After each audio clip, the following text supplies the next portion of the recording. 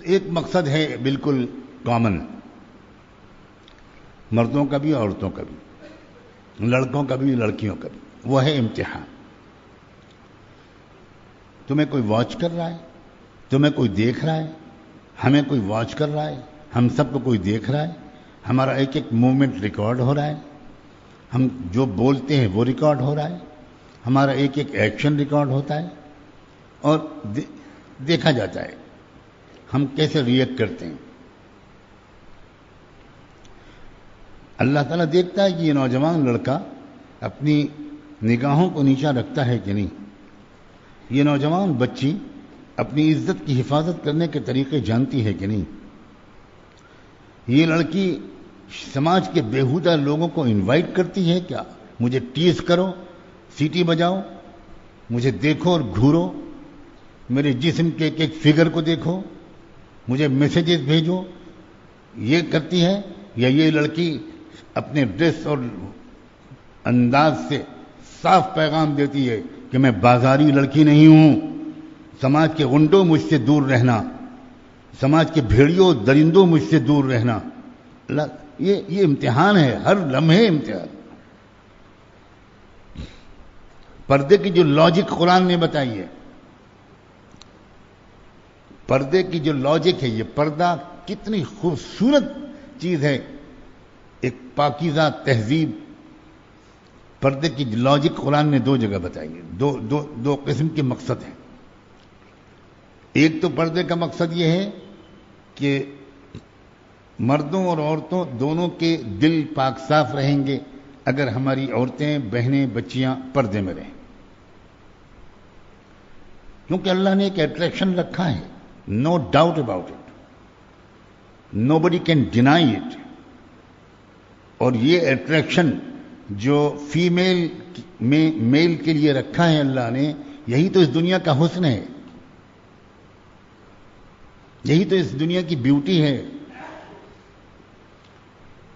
یہ اٹریکشن نہ ہوتا تو انسانی نسل چل بھی نہ پاتی۔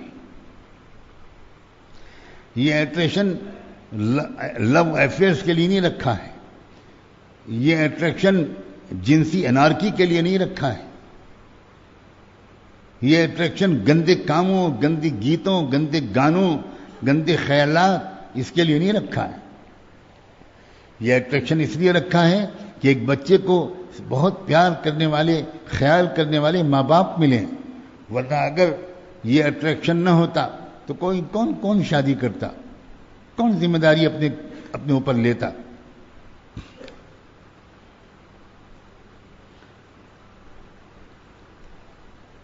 یہ اٹریکشن اللہ نے رکھا ہی اس لیے۔ ہر لڑکا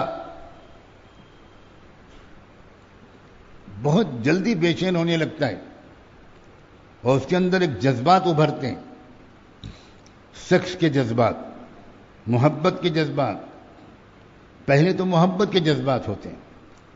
میں اپنی بچیوں کو صاف سمجھانا چاہتا ہوں اور نوجوان لڑکوں کو بھی کہ تم کیا بایولوجی پڑھتے ہو بھائی، تم کیا اناٹمی پڑھتے ہو، کیا تم کو چیزیں بتائی جا رہی ہیں اور کتنی غلط کم چیزیں بتائی جا رہی ہیں۔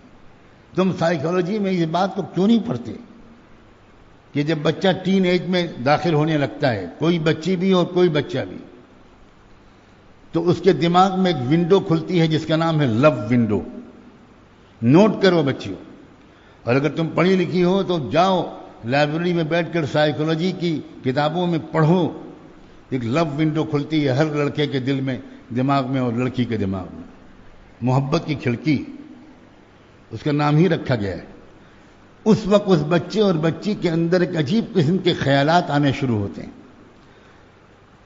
لڑکا سوچنے لگتا ہے کہ کوئی لڑکی ہوتی جو میری ہوتی، میں اس کا ہوتا۔ یہ فطری چیز ہے بالکل۔ اگر کوئی بڑے میاں، کوئی بزرگ کوئی یہ کہنے لگے کہ میری زندگی میں کبھی ایسا دن نہیں آئے، کبھی یہ تمنا نہیں پیدا ہوئی، تو میں کہوں گا کہ آپ کے دماغ کا علاج ہونا چاہیے۔ اب پیدائشی مریض معلوم ہوتے ہیں۔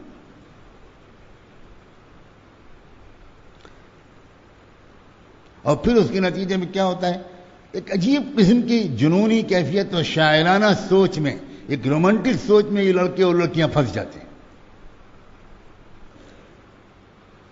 یہ موقع ہے کہ پیرنٹس کو اپنے بچوں کو بتانا چاہیے کہ اب تم اس عمر میں آ رہے ہو, تمہارے اندر یہ خواہش جاگ رہی ہوگی, دوستی, محبت, کوئی عاشق, کوئی معشوق, کوئی یاد کرنے والا, ٹھنڈی ٹھنڈی آہیں بھرنے والا, شعر و شاعری کرنے والا, یہ بالکل ہر انسان کے دل میں آتا ہے.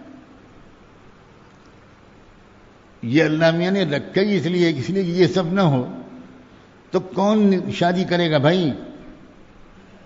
اس لیے کہ شادی سے پہلے شادی کا صرف ایک ہی رومانٹک پہلو ہوتا ہے جو لڑکے اور لڑکی کے ذہن میں ہوتا ہے.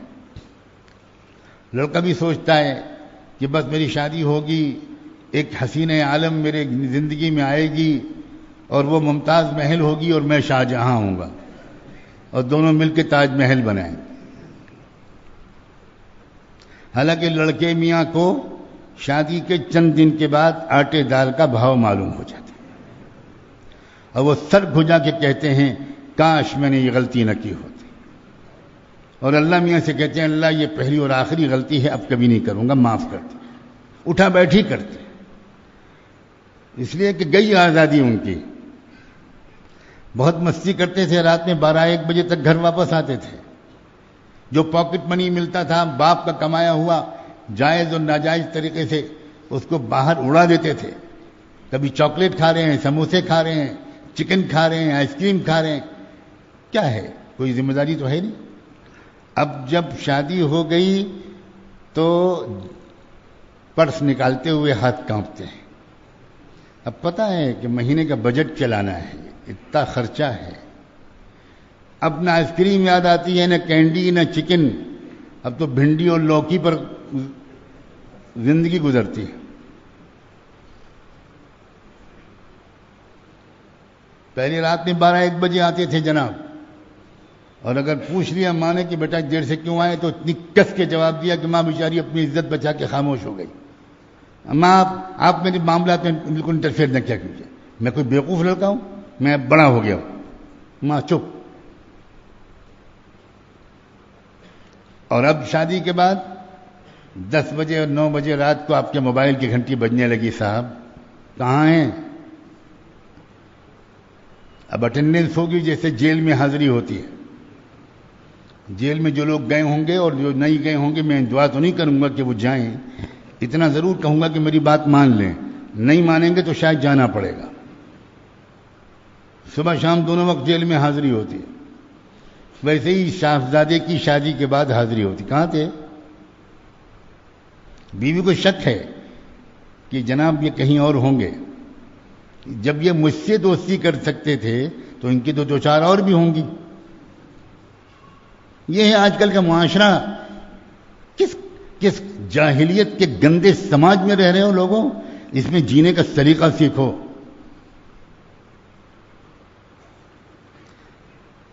اب وہ آزادی گئی,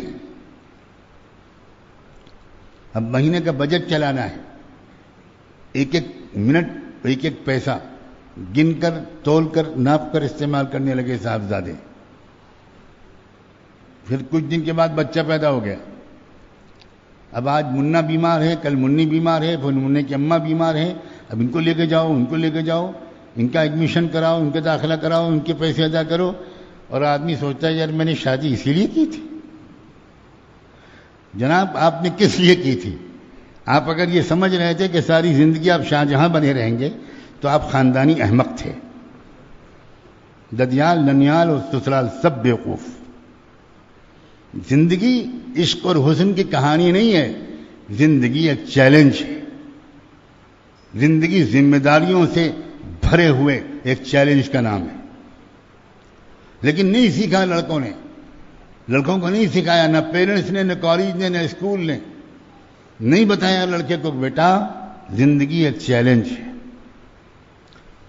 اپنے ٹائم کو, انرجی کو, پیسوں کو بچا کر صحیح خرچ کرنے کا سلیقہ سیکھ لو گے تو اچھی فیملی چلاؤ گے اچھی طرح.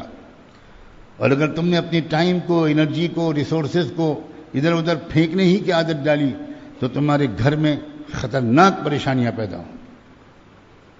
قرآن نے سکھایا ہے سلیقہ. قرآن نے ایک آیت میں صاف صاف کہہ دیا کہ کھلے ہاتھوں بھی خرچ مت کیا کرو اور اپنے ہاتھ کو گردن سے باندھ بھی کر بھی مت رکھا کرو. قرآن نے تعریف کی ہے ان لوگوں کی جو سلیقے کے ساتھ بجٹ چلاتے ہیں.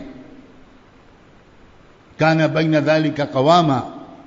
قرآن کہتا ہے کہ وہ لوگ بہت سمجھدار ہیں، نہ فضول خرچی کرتے ہیں نہ بہت کنجوسی کرتے ہیں، درمیان کا راستہ اختیار کرتے ہیں. لیکن کس نے قرآن کو کھول کر پڑھا ہے؟ کس نے قرآن کو سمجھنے کی کوشش کی ہے؟ قرآن چپ چاپ تماشا دیکھ رہا ہے اور قرآن اپنی توہین کرنے والوں کے نام لکھ رہا ہے. آنے تو قیامت کے دن پھر یہ قرآن سب کے خلاف گواہ بن کر کھڑا ہو.